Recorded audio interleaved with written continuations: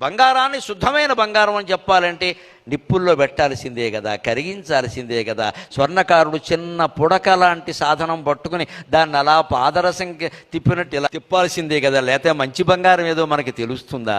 మరి అంతగా నిప్పుల్లో కాల్చి కరిగిస్తే తప్ప శుద్ధమైన బంగారం తెలియట్లేదే.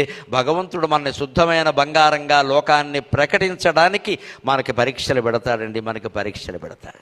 ఆ పరీక్షలకు తట్టుకునే సాధనం ఒక్కటే. జీవితంలో ఇంకా ఎన్ని పరీక్షలు పెడతావమ్మా? పెట్టు, నాకేం పర్వాలా. నా పక్క హాల్ టికెట్ నువ్వు వేయించుకో, నీ పాదాలు చూసి నేను పరీక్ష రాస్తా. చూసి రాసేయచ్చు కదా.